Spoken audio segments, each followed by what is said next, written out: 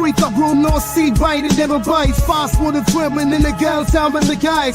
Fit not see, black, you right, fine. OMG, Mac 4, Robin C, yelling that night. Hot stove talk, Robin C, bringing the high. EC's alive, plus trust under those in my city life.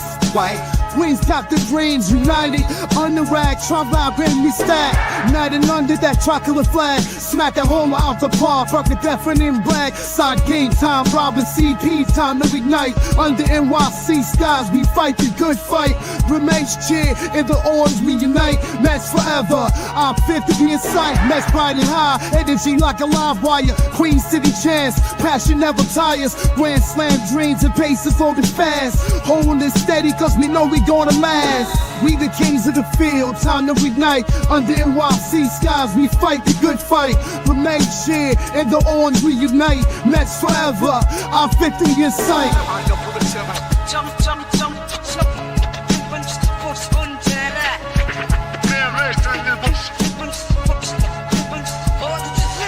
All hearts ignite like NYC stars. Robin CP, guiding even through scars. Queens got the glow, city anthem flows.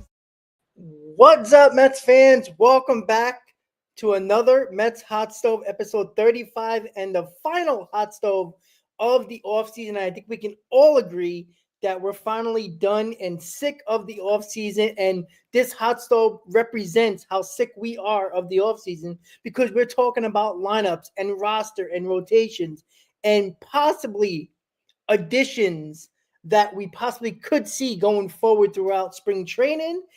Welcome, guys. Chris, how are you doing, buddy? Mic check 1, 2. No, we lost them.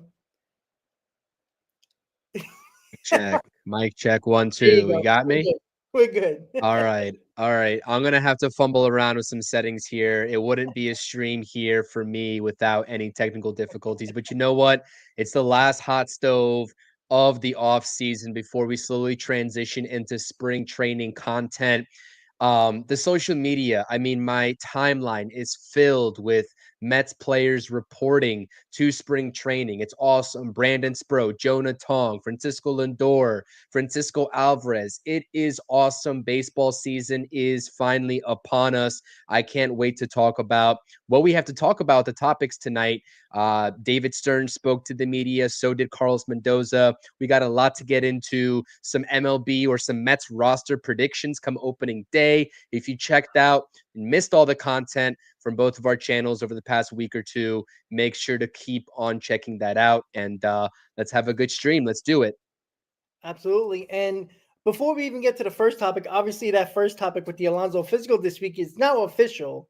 He is officially a New York Met, the 2-year, $54 million, opt out after the first year. So he is officially a New York Met. So that topic is thrown out the window, but we'll discuss that in just a second. But we got to get to the Mets did sign Drew Smith to a 1-year deal, bringing him back. But we all know he had Tommy John surgery, and he's probably not going to be ready until very late this year, if at all. So this is a situation where the Mets want him in-house. They've done this with a couple of guys already.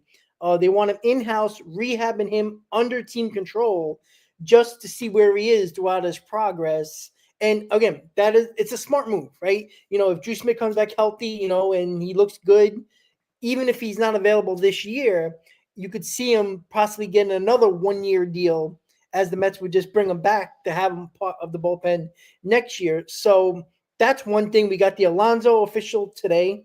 We got the Drew Smith signing. And we don't have a topic of it, but they asked a question about Jose Iglesias, and it looks like the OMG story, the OMG saga, or the OMG, momentum and the OMG, just life and energy is probably done. And we probably had a feeling of that, Chris, going just day by day, the Magical signing and just the way they've been going about the offseason. We know they offered him a 1-year deal. He's clearly looking for a multi-year deal, and it's probably a starting gig, to be quite honest. So what are your thoughts on the Drew Smith and the comments about Jose Iglesias? First of all, can you hear me? Yes.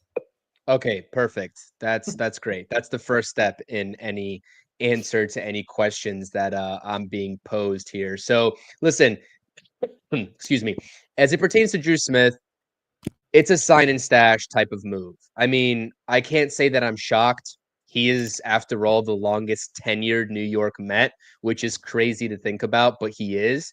Um, the same thing with Algile, right? When we talked about that signing a couple of weeks ago from the Cubs, the ex-Cubs reliever, these guys are going to be part of the equation in 2026, maybe, right? It depends on how this Mets bullpen is going to shake out.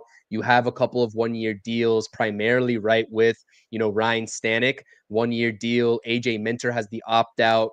Edwin Diaz has an opt-out too. So I think that the Mets are just strictly, I guess, preparing or planning just worst case scenario. If they have a multitude of guys that opt out and go off the board, they have a quick reset if they need it. And it's a club option for Drew Smith anyways. So again, it's not really a discussion or talking point. I mean, 17 innings pitched in 2024 before he went down with Tommy John surgery in mid-July. He was pitching to the tune of a 3.06 ERA. He's never been the most reliable. He has electric stuff. He just hasn't been able to collectively put it together. And he's made Mets fans rip their hair out over the years. I mean, let's be honest. He has been frustrating to watch with bright spots mixed in between. So that's that on Drew Smith. Happy for him to be getting paid while rehabbing. That's good. That's like a good, I guess, gesture by the Mets, but that's really all it is at this point. As it pertains to Jose Iglesias and what David Stearns said in his press conference, it kind of took me by surprise because I woke up this morning, and if you follow me over on X, True Mets Talk CP, I tweeted out, I was like, I don't know why, but I have this feeling that the Mets are going to re-sign Jose Iglesias on this one-year deal. We know from Pat Regazzo, they had a one-year deal on the table to Jose Iglesias, and nothing came to fruition after that. There was some rumors that he wanted a multi-year deal, but I think Pat Regazzo clarified that report thereafter, stating that he is only looking for a one-year deal when it's all said and done. But David Stearns, in his press conference, talked about roster flexibility. That's the key word. And you can imagine, and going off of what Carlos Mendoza had to say about Luis Angel Acuna, this is a strong indication that Luis Angel Acuna is going to make this roster regardless of what type of spring training that he has. And partially that can be due to clearly he impressed, right, Mets fans and the collective Mets front office with what he did in about 14 games last season. No, that's not the end all be all, but he was fantastic filling in for Francisco Lindor. But also, that's just the lack of options outside of Francisco Lindor in case Lindor goes down with another injury. In 2025, he's the backup shortstop. There's nobody else on this roster with Ronny Mauricio not appearing in any games, according to Carlos Mendoza, until mid-March. He's not going to be ready come opening day. So Luis Angel Acuna is that, option in the event that Lindor can't play shortstop or play the field. So again, I don't really think that they're making their decision based off of him being the only backup shortstop available on this roster to pick from. I think that this guy's going to make a solid contribution. I'm just curious, how many at-bats, how many consistent at-bats is Carlos Mendoza going to find for him at the major league level should he make this team, right? Yeah. And that's the question, and that's what a lot of Mets fans were wondering, whether we're choosing between sending him back down to AAA to begin the season or having him make the big league roster. How many at bats is he going to find? Because he's 22 years old, right? I mean, you want him playing as many innings, getting the most at bats in his early career as possible. Can that happen at the major league level? I don't know. Jeff McNeil's probably going to be your opening day second baseman, although there's going to be some competition in spring training between those two guys. With what Carlos Mendoza had to say, it just seemed like, Jeff McNeil has that early advantage, but he's not a shoo-in to be that everyday starter to begin with. I think he's going to be Jeff McNeil, but listen, anything is up for grabs at this point with this roster, especially with that last bench spot. That's my biggest takeaway, especially with Jose Iglesias and the OMG era essentially being over with what David Stearns alluded to today. Are the Mets going to consistently play Luis Angel Acuna? And if they are, when? You know what I mean? Yeah, and that's the thing that that I'm still interested in, because you can't have Acuna make the team and have Jeff McNeil start at second base. It doesn't make sense at all, right? People can be like, well, why you even say that? Because you don't have a prospect progress and get better by sitting on the bench and playing twice a week. It just doesn't make sense. And we'll get into the topics a little later about the reps in other areas. But even still, these are reps that they're getting, especially Acuna, third base, second base, shortstop. Two of those positions are taken by Vientos and Lindor. And if McNeil is going to be the starter, then he doesn't have many places to play. And yeah, you can probably get him at bats, but are you going to take a Vientos out of the lineup just to play Acuna? Are you going to take Lindor out of the lineup for 1 week, 1 day out of the week to play Acuna? It doesn't make sense. You're hurting your lineup to put somebody in there for playing time. It just doesn't make sense. Either Acuna is going to win this job, and the Mets are going to, make McNeil the super utility guy like a Jose Iglesias was, and who also could play outfield, because I think that's probably the best bet if Acuna outperforms. Because I don't think Stearns is going to, stop the situation and saying, oh, well, even if Acuna has a great spring and McNeil doesn't, McNeil's going to have the job. I don't think this is a Beatty Vientos situation at third base last year when Vientos was clearly the better player in spring training and Beatty got the job. I think this is a whole different scenario where McNeil is not Stearns' guy. And technically Acuna is not Stearns' guy, but we know Stearns and the young players, he's going to give them the chance if they prove it. What is interesting is that if Acuna makes this team, he's starting somewhere. And obviously the likely position is second base. It's just, is that going to, be okay? Because what if Acuna starts the season as a starting second baseman and doesn't perform well, right? What do? Do you send him down, give Jeff McNeil the job, or do you just play it out with him and see what happens? That's I'm sorry. No, see, that's where I was gonna slightly disagree with you in that point, because I think that there is a natural way to ease Acuna into the playing time aspect of things by maybe having them platoon, Acuna and Jeff McNeil. I don't know if I would necessarily say that he has to start if he's going to make the big league roster. There's clearly something here with Acuna that this organization Oh, sure. likes and what they've Sure. seen, even despite the AAA But I numbers. don't think they believe that the platoon is what they want to do, because we talked about this with the DH for years with the Mets. When a player's hot, they would take him out for situational purposes. Jeff McNeil's left-handed, Acuna is right-handed. So what are they going to do? They're going to say, oh, well, there's a lefty on the mound. McNeil can be, 12 for 13 with 10 RBIs, and they're going to sit him for Acuna just to give him playing time. I don't like that at all, just to get the kid playing time. That's what I'm saying. Like, I don't like the whole aspect of that. Now, I understand your thought process. I just don't feel like they're going to do that. I don't feel like, matchups, with the DH, it's the DH. All right. We can talk about that till the cows come home. But as a position player, if a guy's playing well, you're going to take him out just to get a guy at bats. I don't like that at all. Like, if he can get better in the minor leagues, and you can do what you need to do with him and make him play any position you want.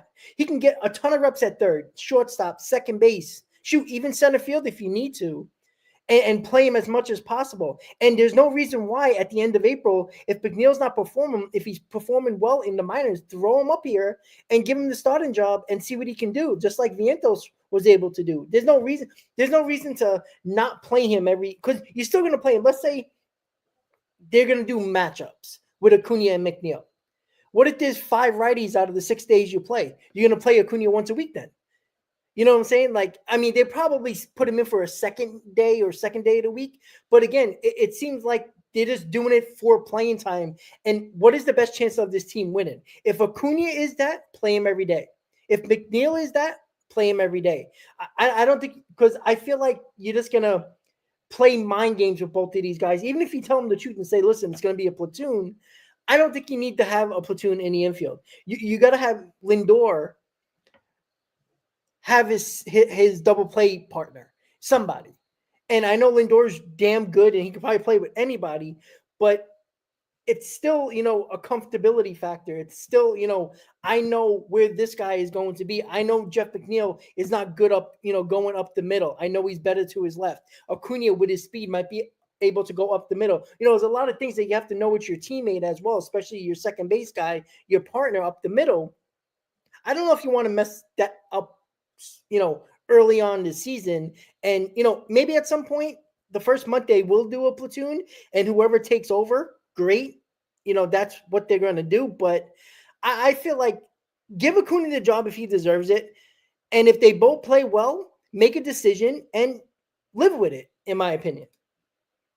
Yeah, there's definitely validity in terms of what you're saying in terms of playing the hot hand, and that's where I think the situation of maybe a guy like Nick Madrigal could act like a Joey Wendell 2.0 from last season and being that bench player option to give McNeil that proper time in April, maybe even until, early to mid-May to see if he has it or not. But I think that as soon as McNeil goes one way or the other, particularly if he struggles, the Mets are going to be very fast in their actions to bring Luis Angel Acuna back up. So I think that if Nick Madrigal is able to have a strong spring, that would give the Mets incentive and reason to be like, okay, listen, this is McNeil's job. We want Acuna getting everyday at bats. We're going to start him off in AAA, and Nick Madrigal is going to take the last spot on this roster. But Luis Angel Acuna is the next man up, and we will see him sooner rather than later. So I think that if we're not committed, and if the Mets aren't committed to doing that platoon and giving Acuna every day, or like, not I should say every day, but semi-consistent reps, that's fine. There's no harm, no foul in starting him off in AAA. Nick Madrigal can be that option. Nick Madrigal is not going to be playing much, if at all, right? Just like Joey Wendell wasn't. But that gives McNeil at least the proper time to show what he has and give him that fair shake if he earns that job out of spring training, like you're saying. Yeah, I'd give McNeil a month because, look, Magical know he's a bench player, right? Acuna, his life has been starting. Jeff McNeil, for the most part, the same thing until he got to the majors and he was kind of like in and out of the lineup when he first came up, and then he started to stay in the lineup. I think Acuna, you don't know how Acuna is going to adjust staying on the bench. We saw it late last year, but he knew his role. Right, he knew his role was like, all right, we're gonna play shortstop a couple of days a week. I'm gonna play a little bit of second because of the injury, so he was getting more playing time. We don't know how he's gonna adjust to being, sitting down for 3 games and then say, okay, here you go, start, and then try to hit a 95 miles an hour fastball with a wicked curveball and expect the kid to be great. I think you can stunt his growth just by confidence alone. Like, I don't think he'll lose his confidence, but you just never know how a guy, there's certain players that don't like to be on the bench and only get called upon once or twice, maybe 3 times a week in a pinch hit situation or a defensive replacement, like he was late in the year when Lindor came back. And, in the playoffs, when he hardly seen any action, it was necessity at that point. But I feel like if Magical is going to have a decent spring, I think it's the writing on the wall. Put Acuna in the minor leagues. You're not hurting yourself at this point. If you're worried about your bottom of the order early on in the season, like the 7th, 8th guy, and Jeff McNeil's not doing anything, if you're talking about that part of the bottom of the order that's not working, guess what's going to happen?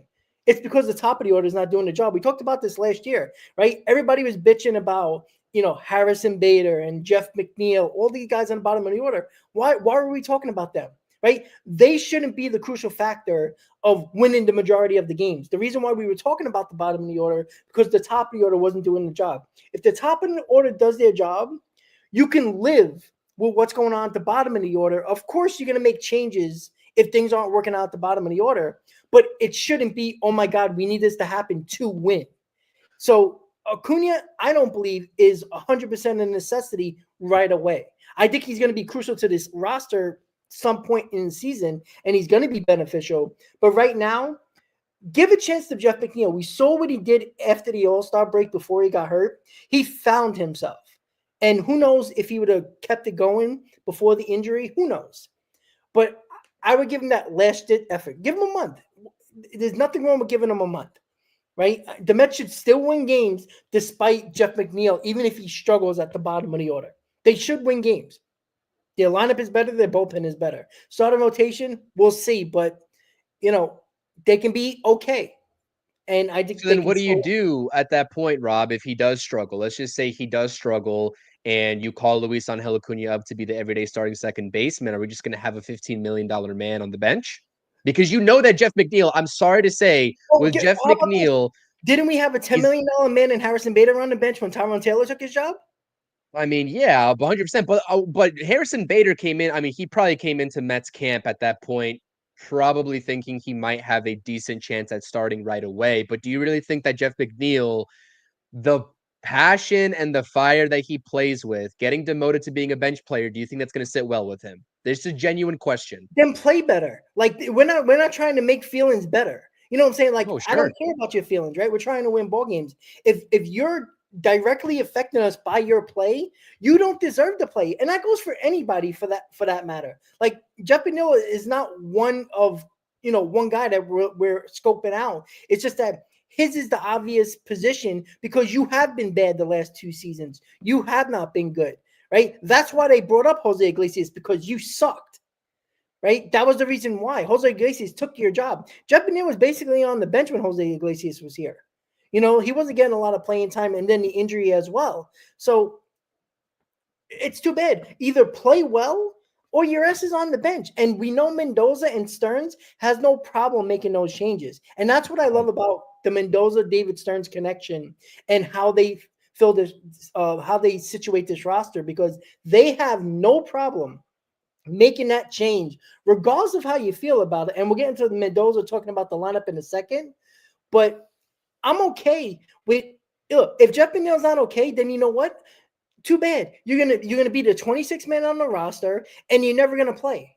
If you're gonna have that attitude, are you trying to win as a team, or are you just looking out for yourself? Because if you are, we don't need you on this team. We really don't. Like, if you're gonna have a $15 million guy on the bench, then release him. Let him go elsewhere and see how other teams are going to treat him. Well, at that point, I think the Mets would try to find an early season trade for him at that point. And they possibly could. Or whoever would take him at that point. Exactly. I think we have to reiterate to some people in the chat, I think they might have missed it in starting up this show, that Alonso did pass his physical. He is officially a New York Met. The deal is official. He should be reporting to spring training here soon. And I also see a comment here talking about this last roster spot between Acuna, Madrigal, and people are talking about Ronny Mauricio. When we talk about what Mendoza said, Ronny Mauricio is not going to be appearing in any game action until mid-March. So he's definitely not going to be ready. Yeah. He's definitely not making this opening day roster. He will be in AAA to start the season. So Mauricio is not really a candidate for that last spot when we're talking about opening strictly. Maybe down the line in this season, I have no doubt that, he can get a call up, right? Especially if the team needs a spark, maybe at the DH spot if Marte doesn't live up to expectations, if Marte goes down. But come opening day, Ronny Mauricio is not going to be a decision factor because he is getting a late start to his spring training, just for you all that missed it. Exactly. So, again, Pete Alonso will be here soon. It is official. And, the Mauricio thing, look, they're not going to rush this kid. They're not at all, right? There's no need to rush him, right? There's not a major gap or hole in this roster where you're like, oh, my God, we need Mauricio to be here on opening day. That's the beauty of what the Mets have done. Right. That's why, the importance of bringing Pete Alonso back, because you don't have to shuffle this defensive position in this lineup around so much, because there's not a lot of holes in the position playing market. There's a bench player role. And once again, you're not going to have Mauricio, who's coming back from an injury, hasn't played a lot over the last year, and sit him on the bench in the majors just to have him in the majors. Like, this is the concept. You rather just give him the full month or two, have as much time as he needs. And again, I think this stuff always plays itself out. If McNeil's not playing well, Acuna gets the opportunity. If Acuna doesn't do well, guess what? Maybe Jett Williams shows everybody how good he might be, and he gets the opportunity. Why not? Right? It's a possibility. But the interesting thing, Chris. No, I was going to ask you what your thoughts and opinions were, because if we see a situation in spring training, given what we're saying here right now in this stream, let's say Acuna kills it in spring training and Jeff McNeil is still stuck in his golf mindset and he's not doing too well in spring training. Let's just say it's a totally night and day difference with Acuna clearly outperforming McNeil. Are you still sticking to the notion that we need to give McNeil the opening month? No. Okay. No, I'm no. just making that. No, I just want to make that clear. If McNeil is just a disaster, like I'm talking about, just doesn't look like the same player at all, shows no signs of doing anything at the plate, like good at all, and just shows no signs of it, then Acuna should get the job. If he's playing really, I don't even think he has to play great. I just think he has to show his ability. And I think he'll win the job because I don't think the Mets have any loyalty to Jeff McNeil. I think Mendoza was being nice when they said about McNeil. They basically said the second base position is up for grabs. They basically said that without, bringing down any of their players on the roster. And I'm okay with that. Like I said, that's the only quote unquote hole that you could have. But here we have multiple guys that can play that position. So I'm not worried about it. Whoever it is, whoever wins that job in spring training should get the job. And I'd be okay with that. Even if I think McNeil is not the same player, if he shows what he had, if he shows the ability of, hitting better in spring, listen, give him a chance. Why not? Maybe he'll shock us and he'll be close to what he was a couple of years ago. And now we're talking about a bottom of the order that's even a threat. So that's what I hope they do. And I think they will. I don't think they're playing around, right? You don't go to the game 6 of the NLCS and act like, oh, well, who cares? And we'll see what happens. I don't think they're going to mess around. They've seen what happens early in the season when you don't play well. You have to fight back the rest of the year and then end up making your whole team exhausted and you just had nothing left at the end of it. And I think that hurt us the most because if you have, I'm not saying a great April or May, but a solid 500 or better April and May, you're in the hunt. So you don't have to fight back. You're not 11 games under. You're not 8, 9 games back of a wild card spot. If you're in the mix, you don't have to use a ton of energy and a ton of players and just constant bullpen because your starters are not doing well, or throwing out your starters longer because your bullpen's not doing the job, or your lineup's not doing well, and now your pitching has to hold up. You don't have to throw it all and hopefully something sticks. It just felt like they just used all their energy last year, and they don't need to do that. They should be good enough to be in the mix the entire year. So to put everything in a circle here, they should put the guy at second base who wins the job. And I think that's what Mendoza said, quite frankly, in a nice way. And I think that just to round out this conversation, I'm very excited about Luis Angel Acuna. I think that the people who doubt him still, because I understand why people doubt him. I understand the whole AAA numbers before he got the call up and, only 14 game sample size. I understand that, but I think he has all the tools to succeed and be a fantastic player for this team moving forward. But I think that the real sticking point to this conversation is that this is the last chance that Jeff McNeil really has to show us that he deserves to play out the rest of his contract in a Mets uniform. This is his last chance because the last 2 seasons have not been good. Yes, he's gone on a couple of stretches where he caught fire, but we haven't seen, that player that earned that contract extension at the time. We have not seen that version of Jeff McNeil by and large. This is his last chance because, like you said, the Mets are not really committed to Jeff McNeil. They've been pretty open about that without saying it outright, but they have no ties to Jeff McNeil at this point. This is his last chance. If he's going to play out this season and then the next season in a Mets uniform, which is what he's under contract for, this is his last chance to prove that. Or else he is being shipped out, and it doesn't even matter at that point. I firmly believe it wouldn't matter at that point what the Mets get in return. They would just want to get something in return. They would even pay down a large portion of his salary just to free up that roster spot because it's about what David Stearns said. This is not only about not bringing back Iglesias, but this is also about assessing the players that you have currently under contract.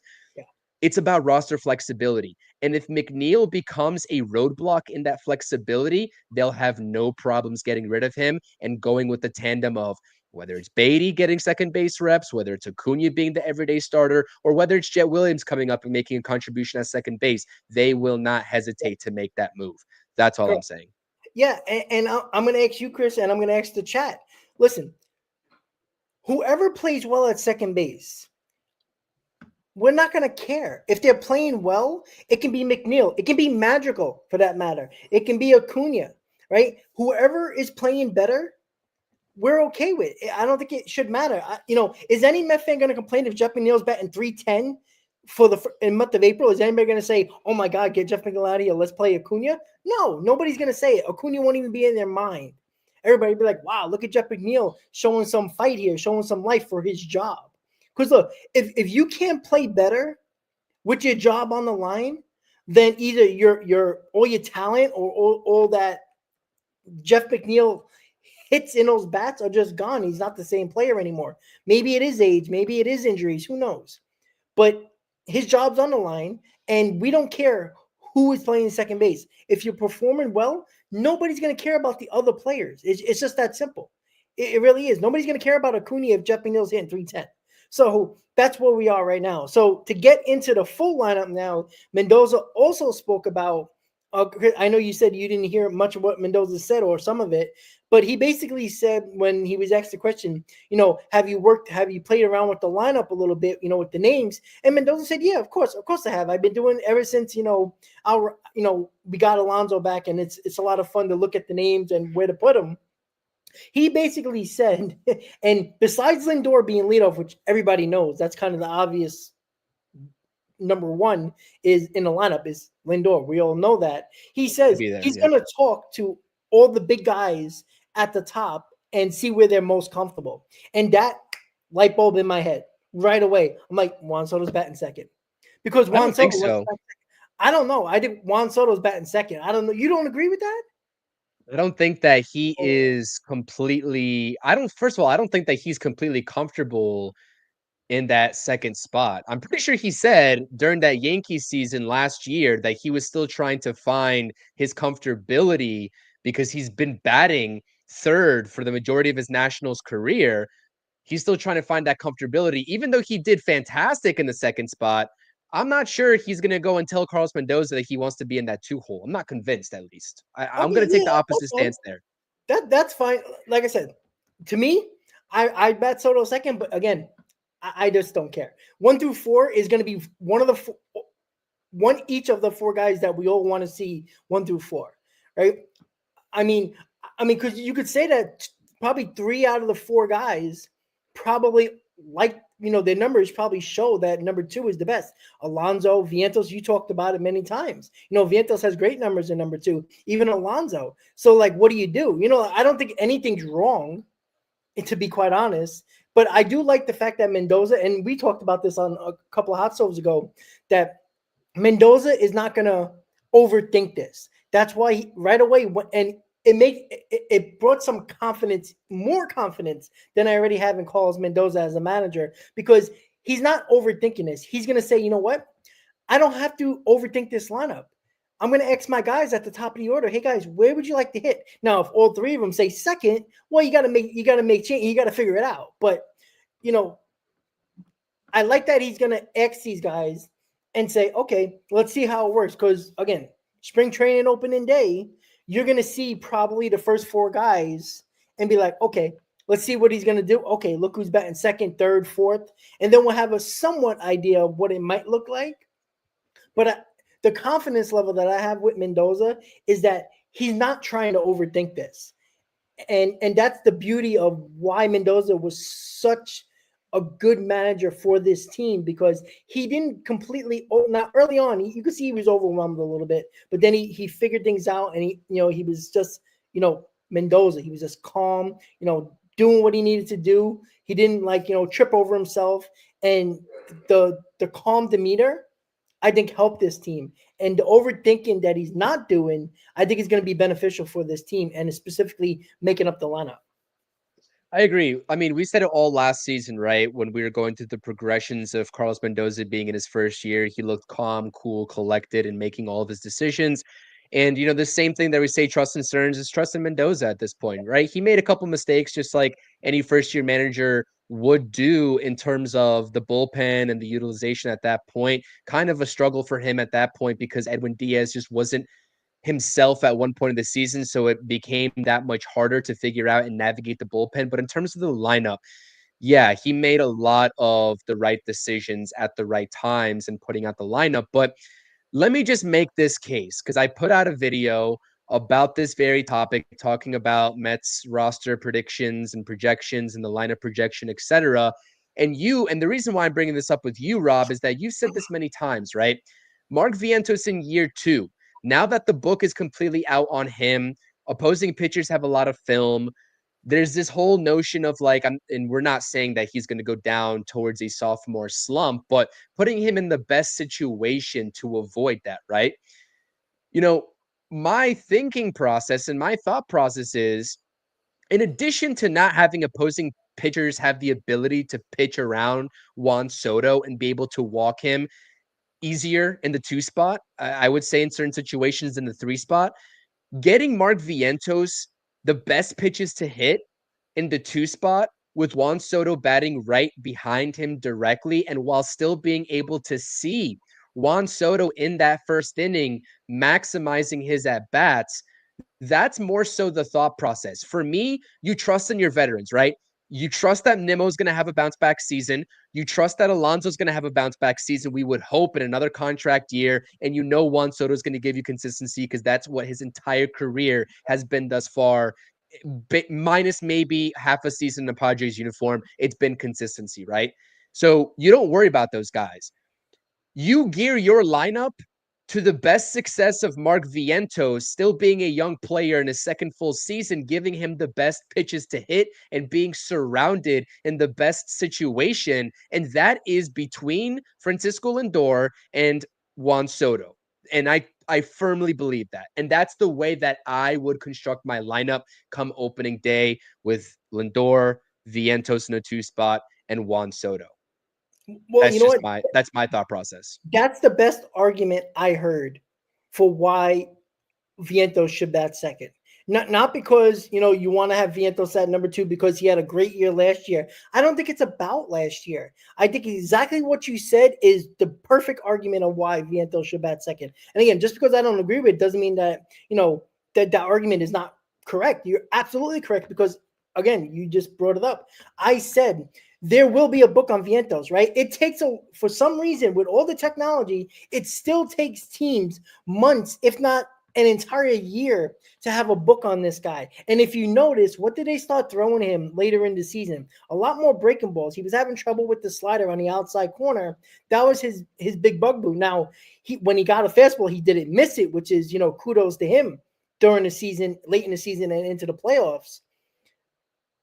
That's something that they might not throw him. They might throw him one fastball and at bat, and he has to hopefully capitalize on that. Because they're going to throw him a ton of breaking balls until you either can lay off of them, take your walks, which, again, that's one big thing for avoiding the sophomore slump. Don't try to do too much here, right? If they're going to give you the walk, take the walk. Regardless of who's behind you, either Alonso or Soto, you're helping your team by not making it out. So if I see him take those walks and not try to be so aggressive at the plate, which I don't want to take his aggressiveness because that's why he was so good last year. But you also have to be smart to realize who's behind you, right? It's not a struggling Brandon Nimmo or Pete Alonso. Both of them struggling last year. You got hopefully Pete Alonso has a bounce back year, and the consistency of Juan Soto. So if he can, I guess, counteract the book on him now, then I think he's going to be fine. And we hope so, right? I mean, I don't know what to expect. I mean, we're going to have our, predictions and all that stuff later in about a week or so, basically, right before the first spring training game. But, I mean, I'm expecting a big season for Vientos. I don't think there's going to be a sophomore slump. Now, I think that you're going to see early on in April what they're going to throw him, and you're going to really see if he, falls for it, or does he just play his game and adjust to the new book that he has and what they're going to do, right? The pitching lab is a pitching lab, but they also have a lab for hitting as well. So they know what the teams are probably going to throw him. Now, they could surprise all of us, and they're going to get throw fastballs at him, and he's going to be expecting breaking balls, and then we'll see. But the book's out on him. I think he's going to be perfectly fine, because I think you heard it. He said it today. He loves the pressure. He doesn't mind it. He thinks it helps him. So I think this is a guy that he's mentally all in now. I think once he got the opportunity and he realized he can be a big leaguer, I think he's going to take off. I think he's going to surprise us even more than he did last year, in my opinion.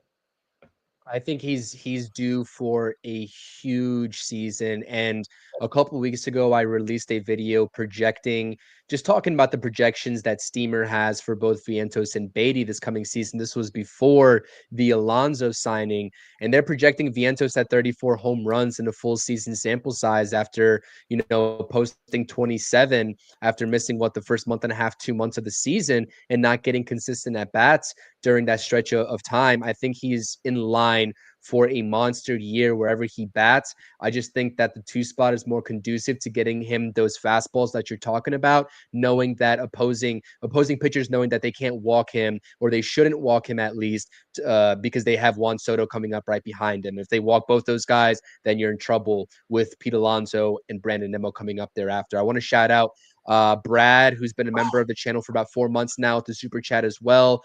Great work, guys. Must watch and listen. I definitely appreciate that, Brad, always for the support. We appreciate everybody that takes the time out to watch us, and any super chats that come our way. We definitely appreciate it. We love talking about the Mets, and that's what we're going to be doing from now until ever, maybe. I don't know. I mean, for a long time. You know what I mean? We're not going Hopefully anywhere. Hopefully late October. Yeah, let's hope November in the World Series are talking about this exactly. still. So I wanted to just, before we finish up the lineup topic, there's a lot of people in the chat talking about they're not worried about Vientos, they're worrying about Pete Alonso, my favorite guy. So yeah, I agree. And this is the thing.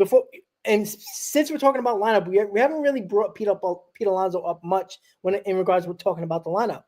But Met fans, what have I heard from you guys for a while? Pete Alonso has no protection, so let's bat him fourth. Behind who? In front of who? Brandon Nimmo? Is that enough protection? I mean, maybe if Brandon Nimmo stays healthy and he's Brandon Nimmo that we've seen before his injuries and last year and the year before, then all right, we have a great shot. But again, Pete Alonso had good seasons without any protection. So here's the issue that I have.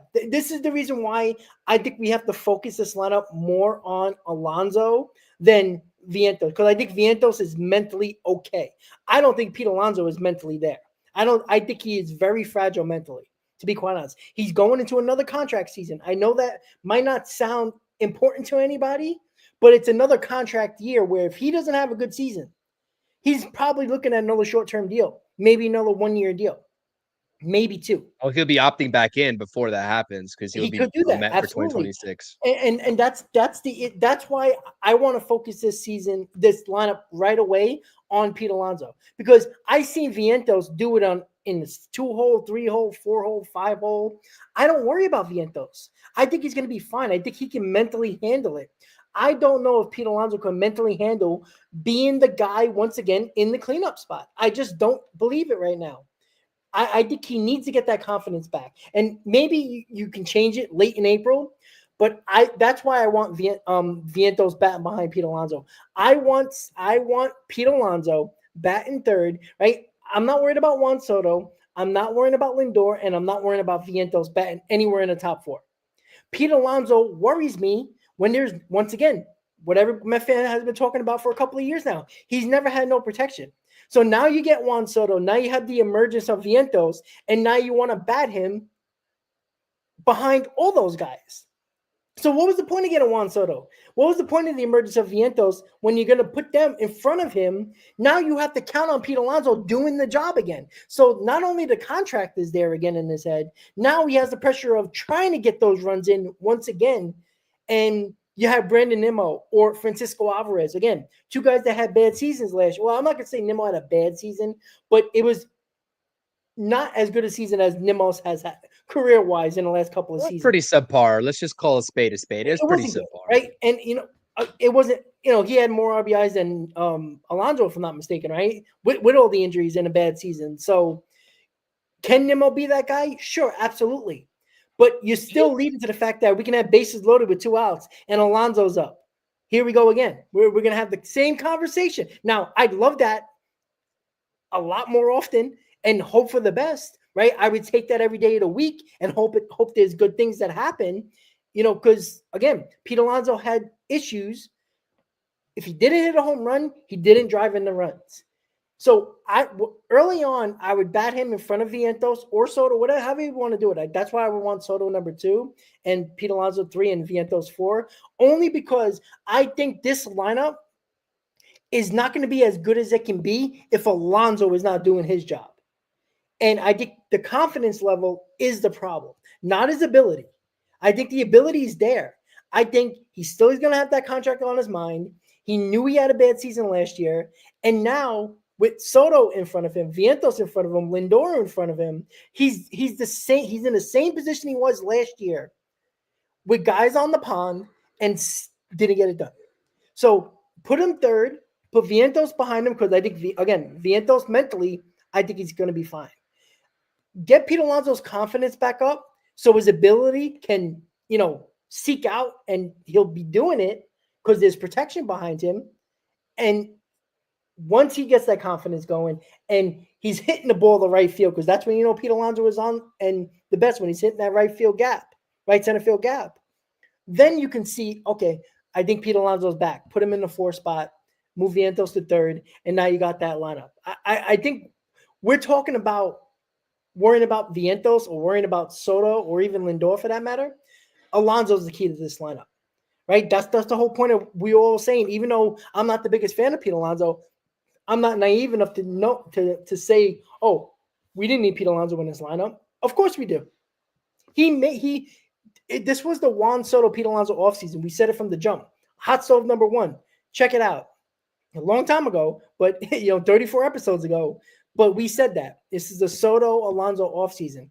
We got those guys.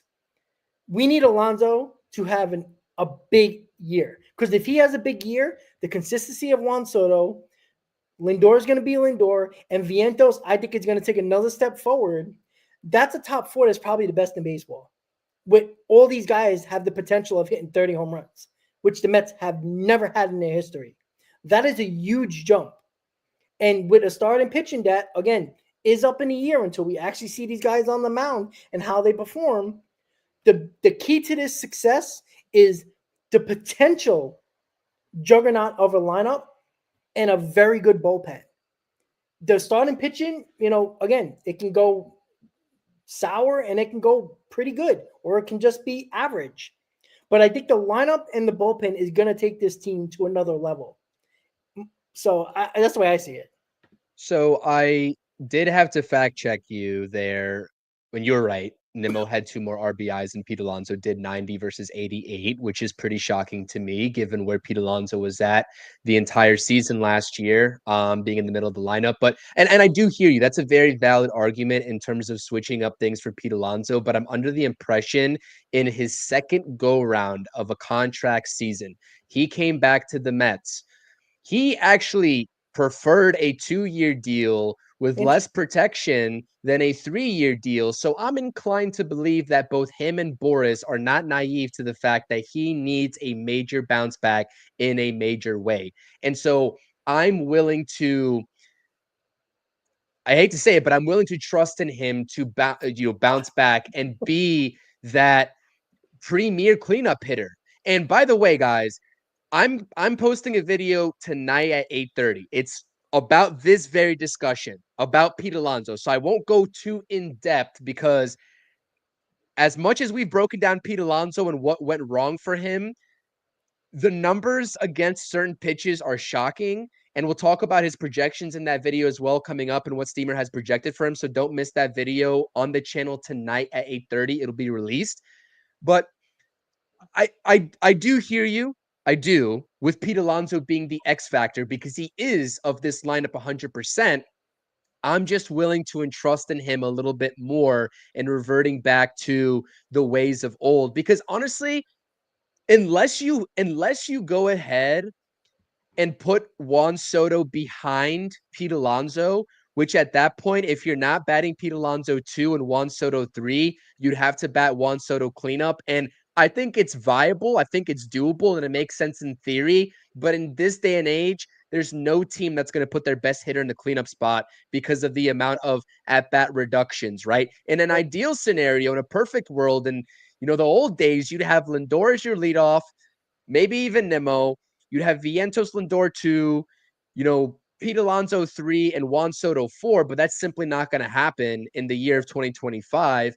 So I think that no matter where he hits, if Vientos is behind him, I have to disagree with you in the fact that they're still not going to give him those pitches to hit.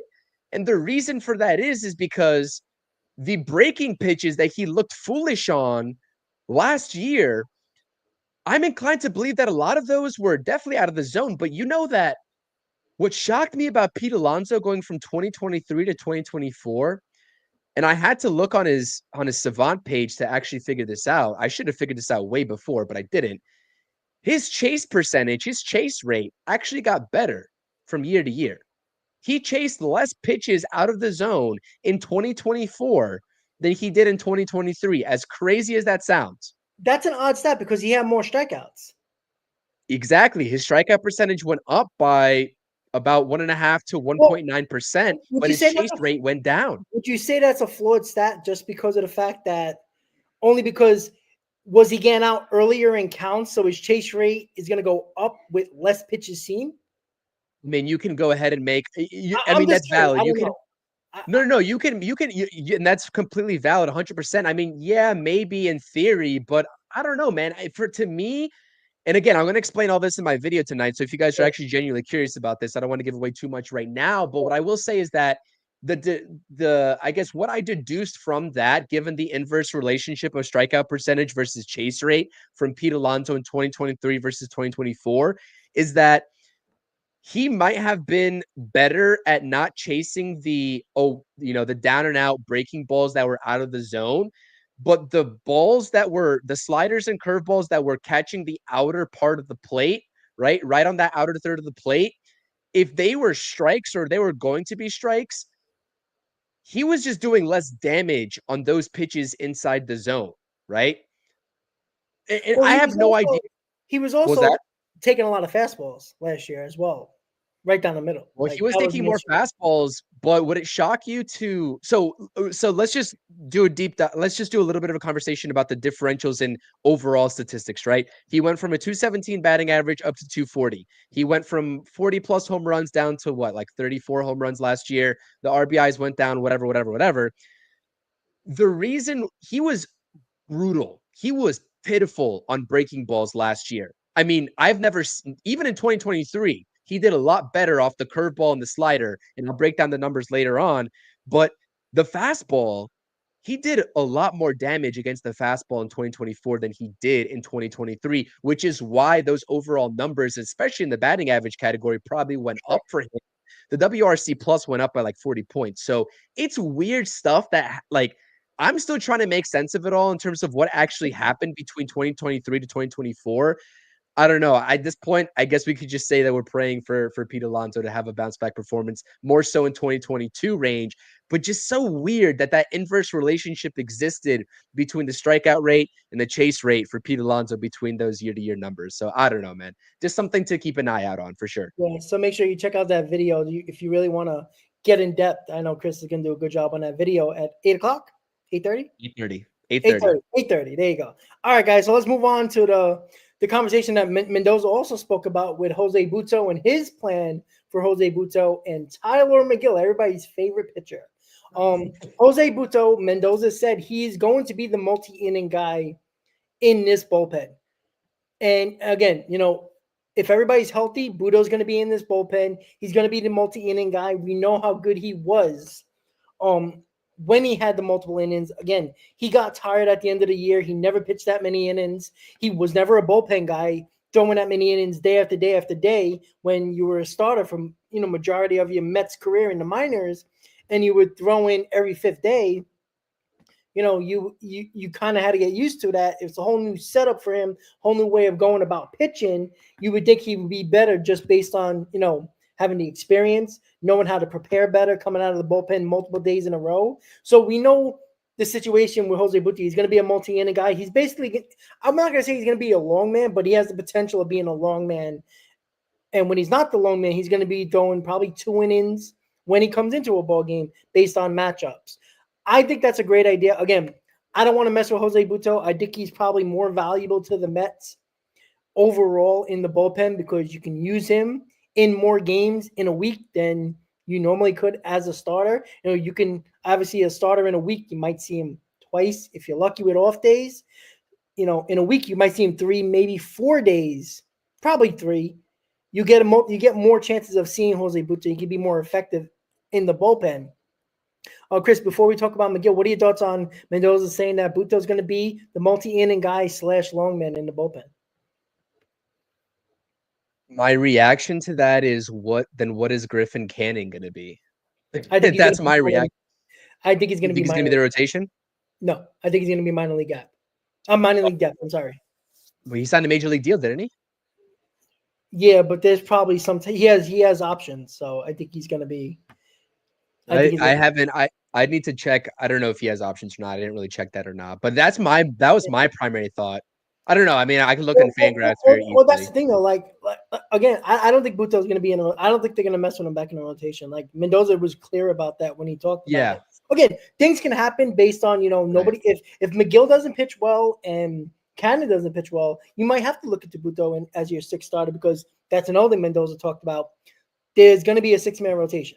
That's a guarantee. Now, with all the weird off days they have in the first month of the season, they have a weird number of off days in the first month of the season. They might not have to go to a 6th starter until the end of April. And who knows with the weather in the Northeast, where you might get stuck with rain delays or rainouts and postponements and all that. You might have 5 days, 6 days off in the month where you might not even have to use a 6th starter until the end of April. So we might not be talking about that until then. But he did say Tyler McGill is going to get an opportunity to win that 6th spot. So the 6th spot is up for grabs. This is my bugaboo with the Mets the whole entire offseason. If you would have got another pitcher that is a top 2 or 3 starter, somebody in the top of the rotation, somebody that's a top 3 starter, you don't have to worry about the Tyler McGills, the Griffin Cannons, name another. Blackburn. I think he's actually going to win the. He might. Yeah, I don't think that's until May, if I'm not mistaken. I think May. He's going to be ready, from what I heard. You think he's going to be ready? Oh, you know what? That's right. They had a report about that. He might be ready. If that's the case, then I'm okay. Then Paul Blackburn is fine, right? I think he shouldn't be the 6th starter. I think Clay Holmes should be the 6th starter because I still believe I'm going to keep going after this. I think Clay Holmes is eventually going to end up in the bullpen. Right? I hope he's Seth Lugo. I hope he's Michael King. Trust me. I'm not rooting against him here. Right? I'd rather be wrong than right. I tell you that right now all the time. I'd rather be 100% wrong on every opposition that I have against what the Mets are trying to do and for them to play well. If Clay Holmes shuts me up, I'd be the happiest idiot on YouTube. I swear to God. I think he will, Rob. I think he will. He's got a new pitch, by the way. Do you know he's got a new pitch? What? I'm sorry. He's got a new pitch, not Tyler McGill, Clay Holmes. The kick change, it's called. It's a variation of a changeup that has 12 to 6 movements. So, and he's also going to work out of the stretch full time, by the way. It's like a curve change, yeah. All right. Jeez. What else is next? I mean, geez, could we just name pitch? The slider, the knuckleball, the split finger. Okay, I'm sorry. Look, I hope he strikes out 100 freaking guys in April. I'll be so happy, right? Maybe we get lucky here. I hope we do, right? I hope everybody surprises us in the rotation and we're kicking ass. But this is why the 6-man rotation scares me because you're doing a 6-man rotation not because you love all your pitches that you might have the possibility of throwing as your 6th starter. It's to protect and to help Kodai Senga because right now he can't pitch every 5th day. There's something with him that he can't pitch every 5th day and be productive and be ready. That's why they're doing it. And on top of that, he was injured last year. So they're doing all this for him, and you just hope that it doesn't affect the other pitchers that are used to pitching every 5th day, like David Peterson, like Montas, like Manaea. I know that might sound crazy, but these guys are used to pitching every 5th day. I think Clay Holmes can adjust to it because he's never done it except early on in his career with Pittsburgh. Very, very short Pittsburgh stint as a starter. I think he can adjust. But I think the other guys who are just, guys that like to go every 5th day, like, how do we know that the extra rest is not going to hurt Sean Manaea or David Peterson or Montas? Specifically Sean Manaea, who is your ace. It might hurt those guys. That's the only thing that concerns me. And maybe, I don't know if I'm overthinking it, but again, who knows, right? Manaea pitched great last year on every 5th day. Is that extra rest going to make him too strong? Is that going to make him overthrow? And that goes for a lot of pitchers, actually. I know that's crazy, but I think we're doing all this for Kodai Senga. I truly believe that and they could say they're doing it to protect innings for this guy or that guy. It's for Kodai Senga because we know look at his numbers. I checked them the other day. In 2023, when he had to pitch every 5th day, terrible numbers. Didn't go longer in games and had not good numbers. When he had an extra day, 6th or 7th day, he'd be one of the best pitchers in baseball. So that's why they're doing it. They're hoping for that. Now, here's the problem, Chris, and I'm going to ask you that with the 6th man. If Kodai Senga doesn't pitch well with the 6th man, are they going to keep it? Or are they going to go to the 5th man because it's helping other guys? Because you can't have 2 or 3 guys struggling every 6th day and they're walking the ballpark and they're too strong and they're just not getting their pitches over the plate. What are your thoughts on that? Because I'm concerned about that. I'm not concerned about how's it going to help Kodai Senga because it probably could. But I think it's going to affect the other pitchers because I don't think they're going to be used to it. Can I say that I don't think it's going to affect the other pitchers? Oh, no, I think it's going to affect. I was just asking your thoughts about that. No, I'm just saying. I'm saying I don't think it's going to affect the other pitchers. Okay. I think we've had this debate before. I mean, yes. I know that you're concerned over it. I think that first of all, I mean, even going back to the David Stearns press conference, what we heard today, does it shock you? I know this might grind some Mets fans' gears, and it might trigger you a little bit, Rob, but he said that, and we've actually had this discussion comparing the Mets rotation going into this season versus the rotation, the outlook of the unknown of the rotation last season.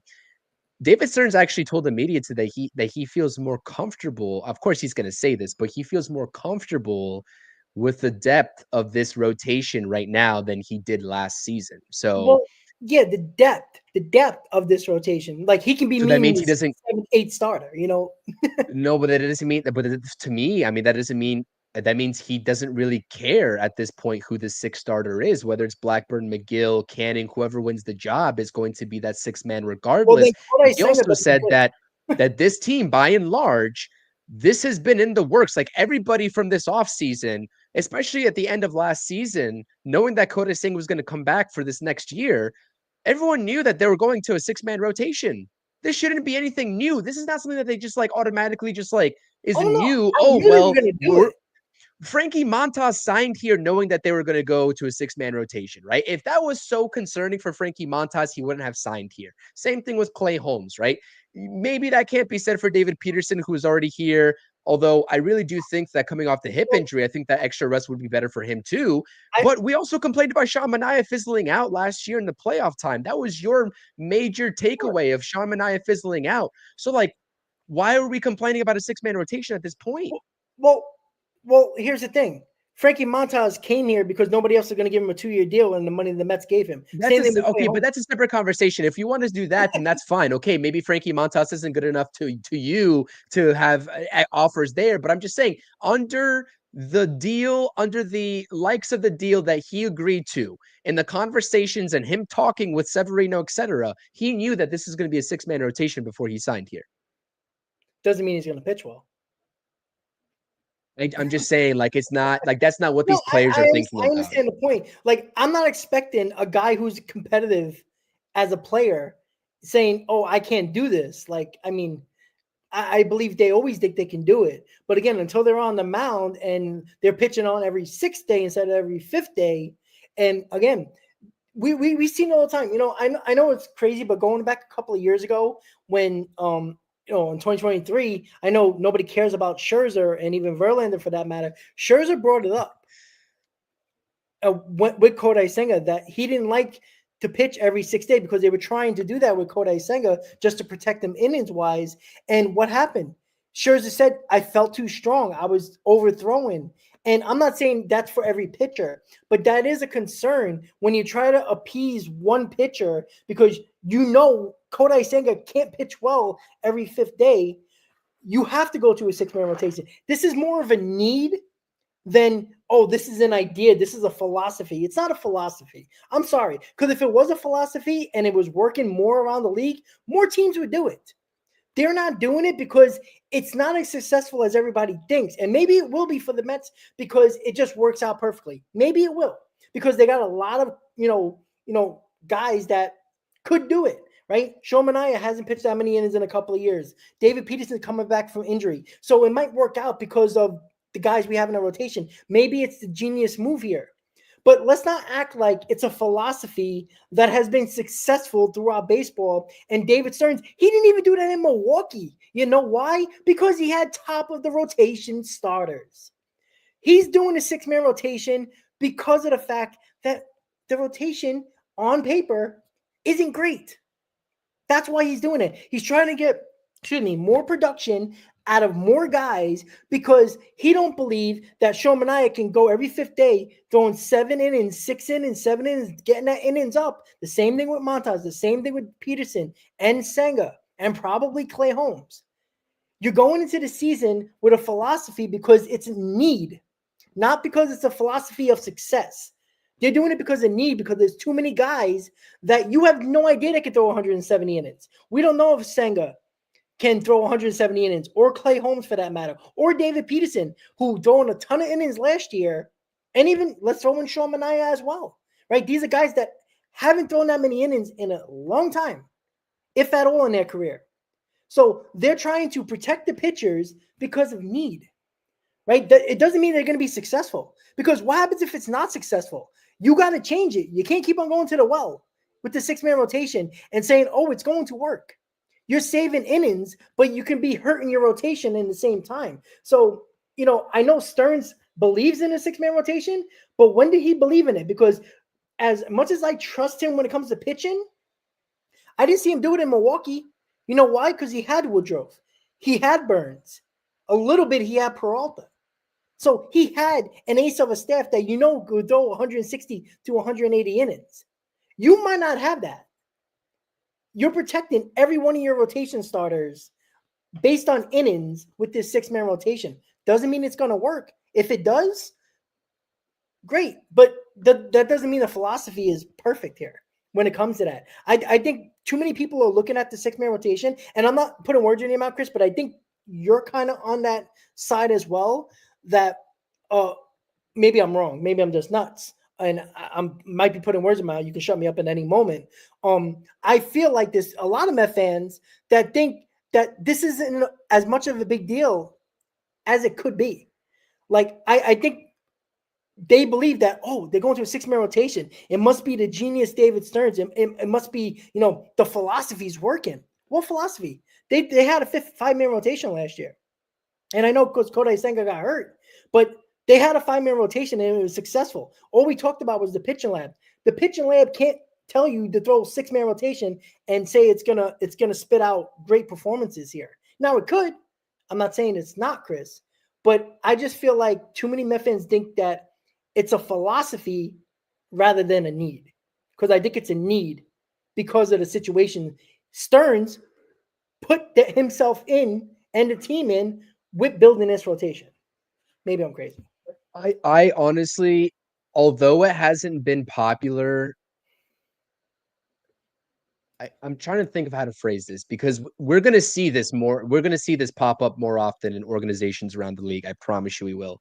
The Boston Red Sox right now, even after getting Garrett Crochet and Walker Buehler, their GM just came out and said a couple days ago that they're still thinking about doing a 6-man rotation as well. The Orioles have thought about it. There's teams around this league that have at least thought about it, that we've seen concrete reports. There's I don't know. I don't know how many teams around this league actually have done it, but teams are starting to think about it more and more and more. And clearly, I mean, you can definitely make the argument that David Stearns has to do it rather than wants to do it at this point, given the personnel. That could be the case 100%. But you're going to start to see more teams around this league implementing this, whether it's this season, next season, or the season after that, because the fact of the matter is that it doesn't matter what type of pitcher you are. You could be a mediocre pitcher, you could be a top line starter. There is a handful of guys in this league that can continuously remain healthy over the course of 162, providing 30 plus starts. And we're seeing that talent pool of top line starters dwindling that can actually do it. It's I not think really well, I think because it's a whole philosophy with teams. They don't want to pay these pitchers years and a ton of years and money anymore. I truly think it goes down to the business end. I don't think it's about, oh, I don't want Shomanaya throwing 200 innings because I don't want to pay him 7 years of $200 million. I think that's a whole philosophy.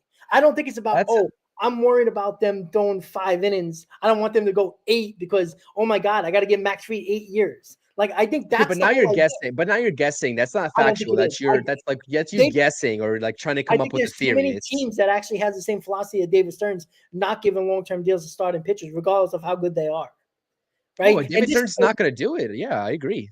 well, that's the thing. Like again, Stearns didn't win in Milwaukee. Now we know that we probably have a feeling why, because he didn't have the money, he didn't have the resources to go out there at the trade deadline and bring in that big salary to help his team win. So it's hard to judge in Milwaukee completely. But again, why did he go to the 6-man rotation with the Milwaukee Brewers? We all know why. Because his rotation at the top of the rotation was ace-like. That's why. Like, I'm sorry, he can tell me everything he wants to tell me about philosophy. There is no Mania. Again, after the first day, an ace is whatever it is after that, right? Every 5th day, these guys are gonna pitch, right? The opening day is when it matters. That's it, most of the time. But you know what? Game 1 in the playoffs, who's pitching, right? There was a question mark who's pitching in the playoffs last year. Like, so you're bringing back the guy that you didn't want to give game 1 start to because you weren't sure when he had the ample amount of rest. So that's the issue that I have.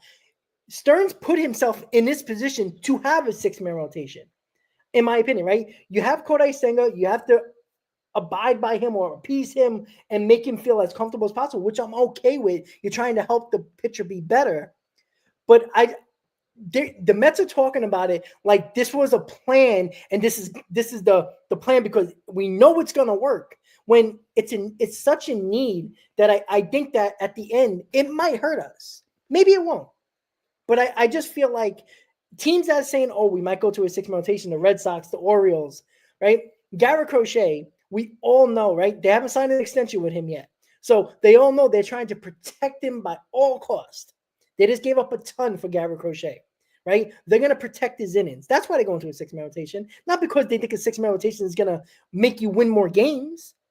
But Now you're I just think that's what it is. speculating. You're not saying anything factual here, Rob. You're How? speculating. How? Because why are the Baltimore Orioles doing it? You know why? Because they don't have an ace. They need to put more starters in there because they're trying, one, to protect their younger pitchers. They're trying to extend their innings as much as possible and protect that. Again, that's a philosophy of protecting innings. That's not a philosophy of winning. I'm sorry, it's So not. the only reason why we're talking about this with the Mets right now, we would have been talking about this last year had Kodai Senga been fully healthy the entire year, by the way. So again, this is nothing new. And Sure. David Stearns inherited this team with Kodai Senga with it. So I'm not really sure like what the point is to try to fault him with that. You having an issue with the way he's building this rotation outside of Kodai Senga is one thing.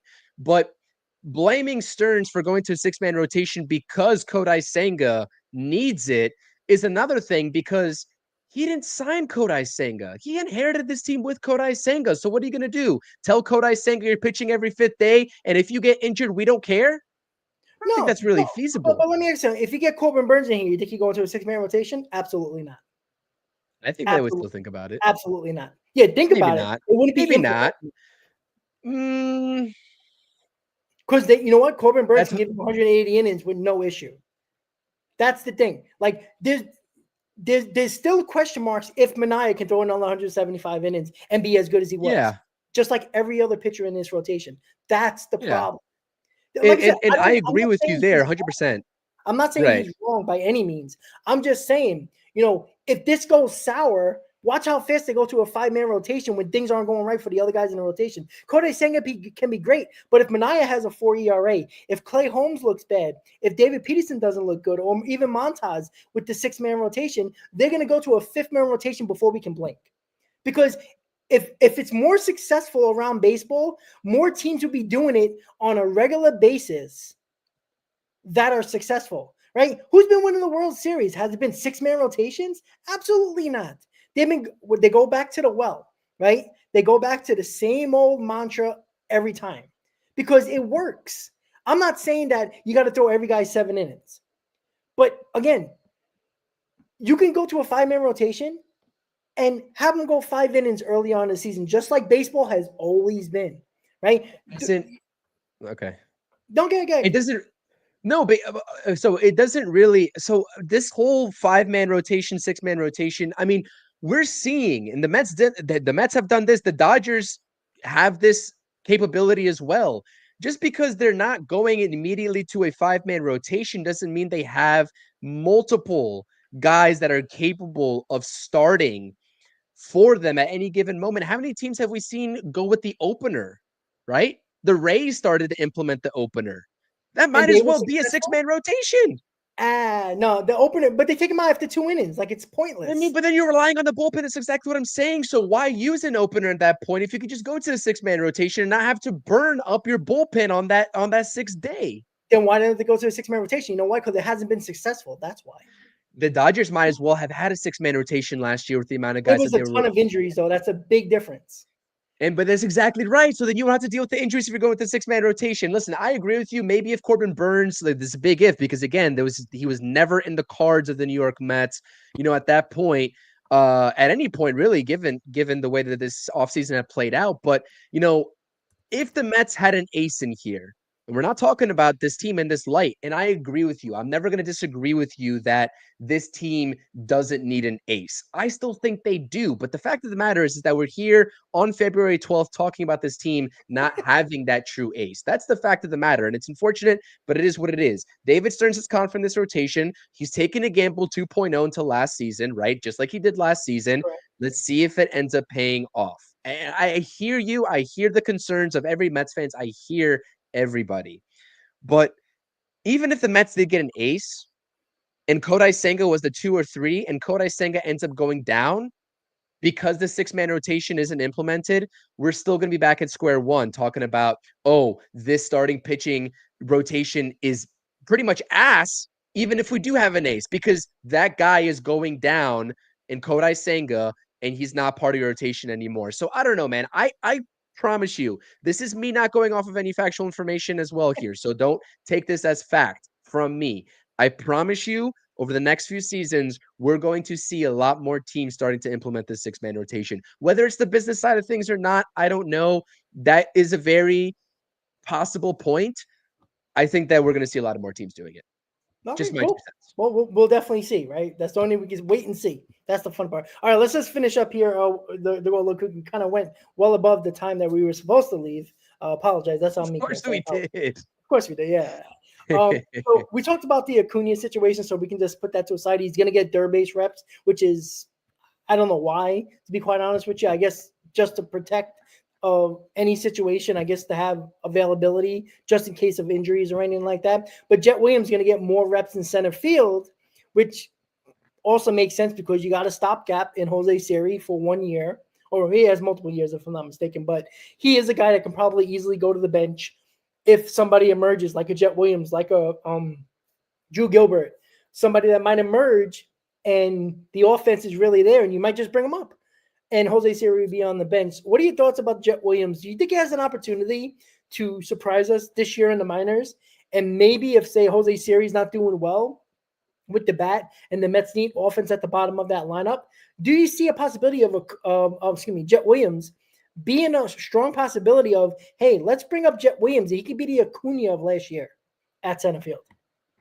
I think that's his quickest way to the major leagues is if he goes through center field. And I think that between him and Gilbert, I mean, I would have to imagine that the Mets view Jett Williams as, I don't know, I wouldn't agree because I think Drew Gilbert is the more quote unquote ready prospect with what we've seen and what I've seen.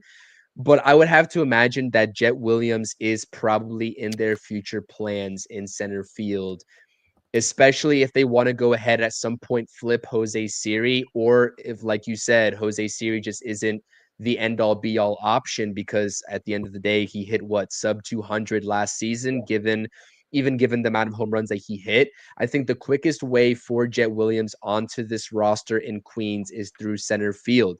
He's got a lot of work to do, man, with the bat. I'm not going to lie to you. Sure. I have serious concerns about how his power, his gap to gap power is going to translate. But I think that the transition from the infield to the outfield, especially with the emergence of Luis Angel Acuna, and him potentially being that next option at second base really pushes Jett Williams into a bind and it handcuffs him in terms of where we can actually see him. Now, I'm waiting to see what happens with Brandon Nimmo and his ability to play on an everyday basis in the outfield, because if that's a concern, that's where I see Drew Gilbert coming in. But at this point between Drew Gilbert and Jett Williams, I think that at the start of the season in AAA, whoever proves that they are the most ready in AAA with their bat is going to be the first call up should anything happen or the lack of production, with Jose Siri, etc. Maybe it might take more time and maybe they're just willing to put in Tyrone Taylor in as that stopgap. If they pull the plug on Jose Siri, I think Jose Siri is going to be good. And if you gave an extended opportunity to Harrison Bader last year, I wouldn't see why they wouldn't give an extended opportunity to Jose Siri this year.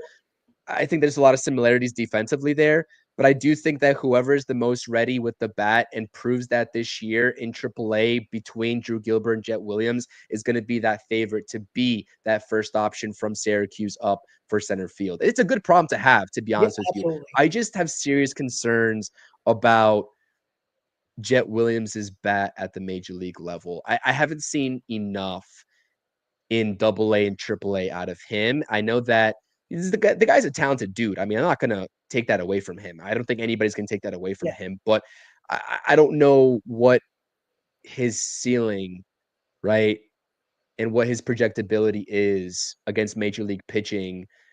I just haven't seen it, man. I just haven't seen it. Yeah, I agree. I think the best spot for him is in center field just based on what you might need. And, with Acuna in front of him and most likely the second man up at second base if McNeil's the starter. Jett Williams is kind of third. He's kind of on the wayside. So he's not even going to get an opportunity. Even if McNeil fails, it's going to be Acuna. So I feel like Jett Williams needs to go to center field and just, hope he can find it. Because, I think people are worried. I think his size is an issue, right? What is he, 5'6", if I'm not mistaken? 5'6". Yep. Yeah, so he's he's small in stature. I'm not saying that he can't do it. I mean, we've seen guys small, play very well. I'm not saying he needs to be a power hitter. I see him more as probably like a leadoff guy, maybe even a ninth hitter, maybe a two hitter.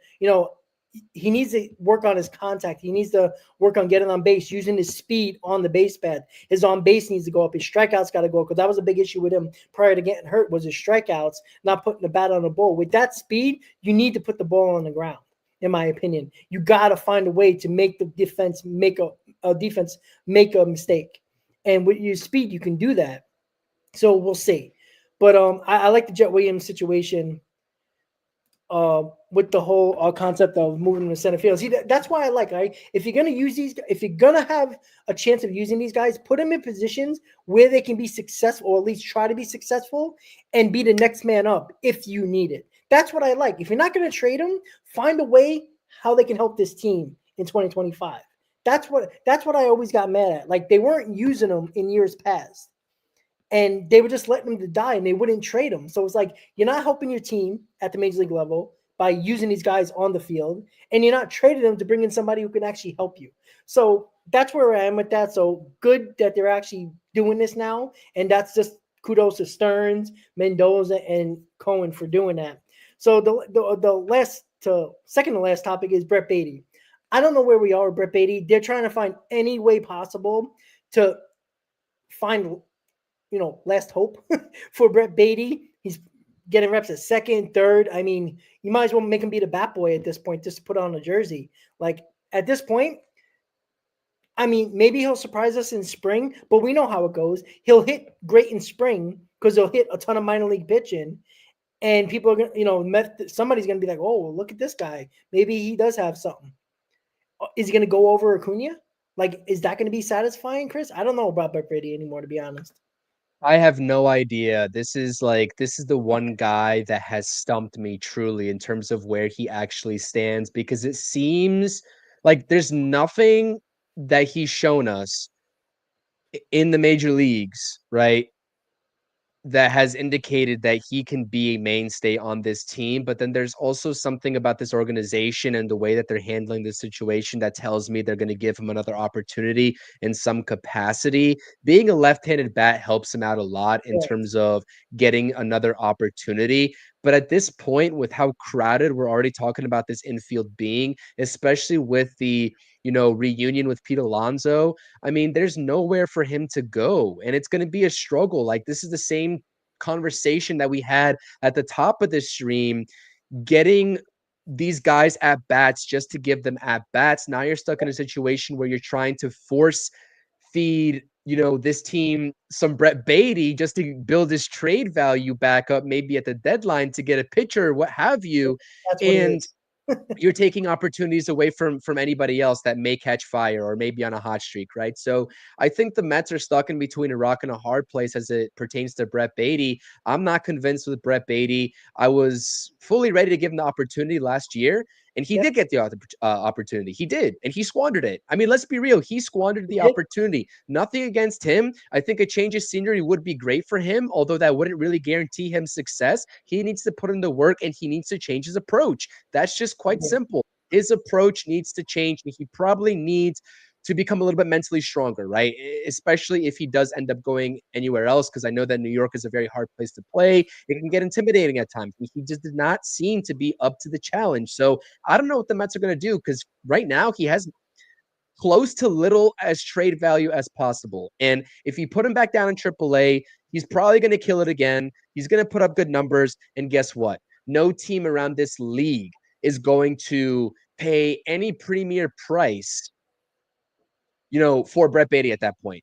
So what do you do? Like, what do you do? And I'm just stumped, Rob. I honestly don't even know where to go. I believe 100%. I think the whole point is to get his trade value back up. This is why they're talking about him so much, because the big reason why I think they can't trade Starlin Marte, which they wanted to, is because I think teams want to attach a prospect to Starlin Marte. Even though the Mets might be paying the money, Starlin Marte is not going to help the Pittsburgh Pirates or the Colorado Rockies or whatever team the Mets are trying to get a bullpen on for, or whatever they're trying to get for Starlin Marte. They're not going to put an old man in right field because you want a bullpen arm. The team's not going to do that for you. So they want a little bit of incentive. Yeah, you're paying the money, but give me a prospect. And I think the Mets are trying to force feed a team Brett Baty and Marte trades, and nobody's biting, because even though they might see potential in Brett Baty, you're not getting nothing if Baty sucks and Marte is on his last leg. Like, the team that's trading for these guys are not benefiting at all, except they're not spending any money. But Baty hasn't shown the potential of a team saying we might have an opportunity to have something here.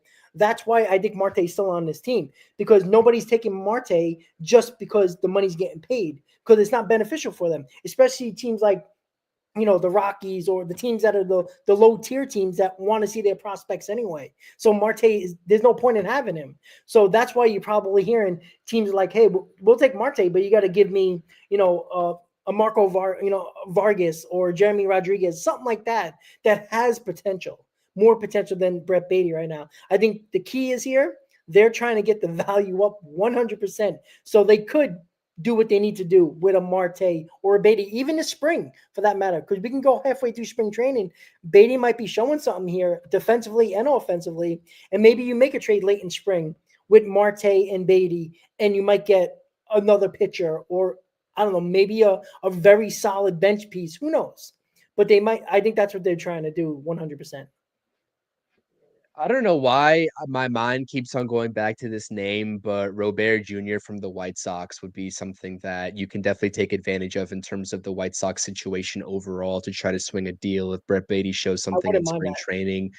I don't know, man. That's just where I'm thinking. But yeah, no, I agree with you at this point. It stumps me, but all we can do is hope that he builds up that trade value back up because I just don't see any long-term solution for Brett Beatty being in Queens playing every day in the next couple of years. So All right, so the last hot stove, and of course we got to do rapid fire to end the off season and the hot stove.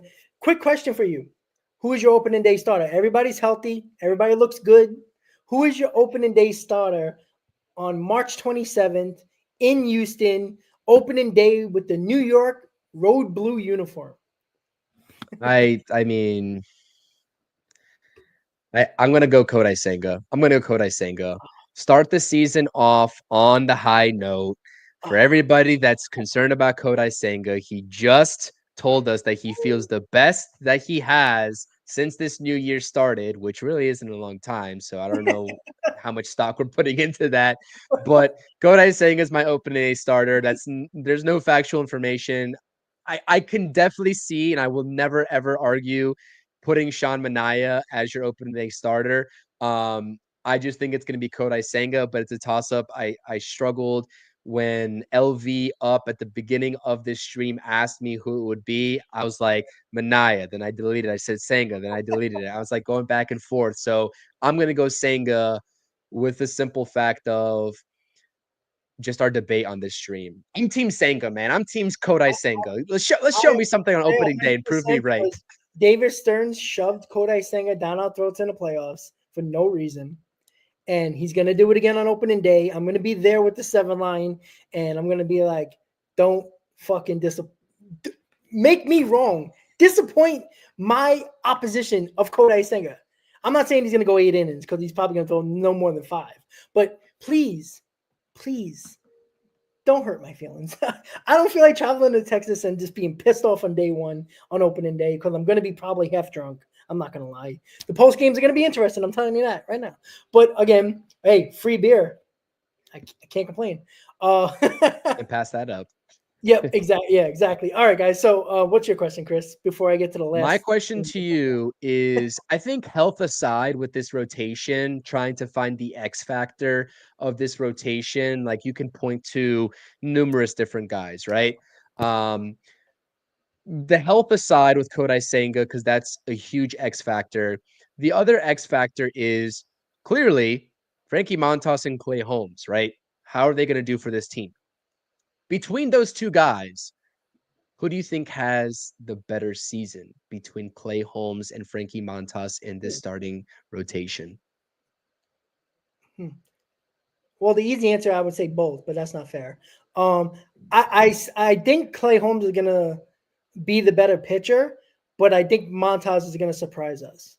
I guess that's answering both of them, but I think Clay Holmes is gonna have the better overall season, like I would say ERA wise, but I think Montas is gonna hold his own.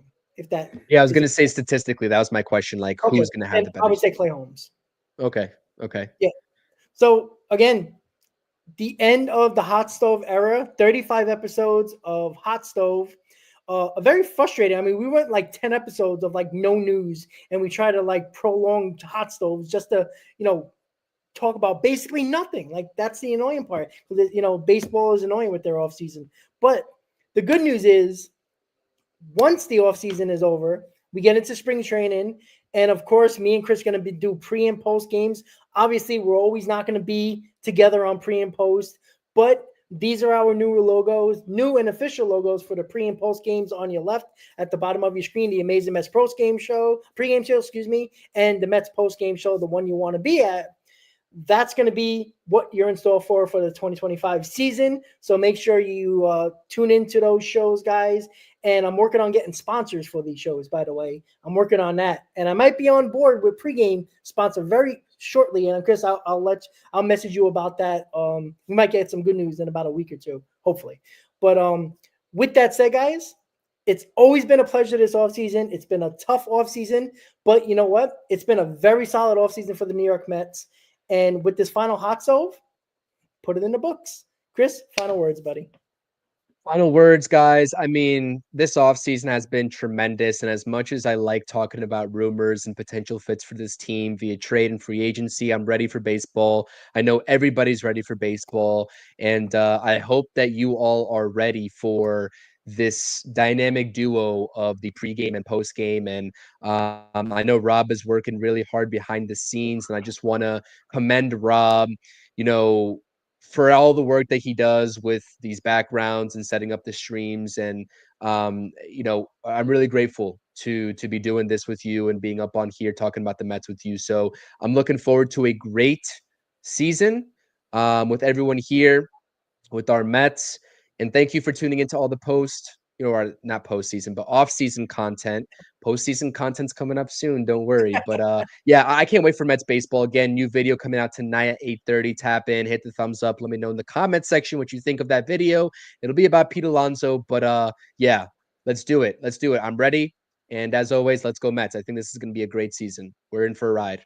Hope so, guys. So I would say an A off season, most likely. Who knows? We might have another move or two. We will see. But with that said, guys, thank you for tuning in for the entire offseason Mets Hot Stove. It's always a pleasure, guys. Let's go Mets, and let's get ready for spring training for 2025. We'll see you next time, guys. Have a good night. Let's go Mets. Go Mets.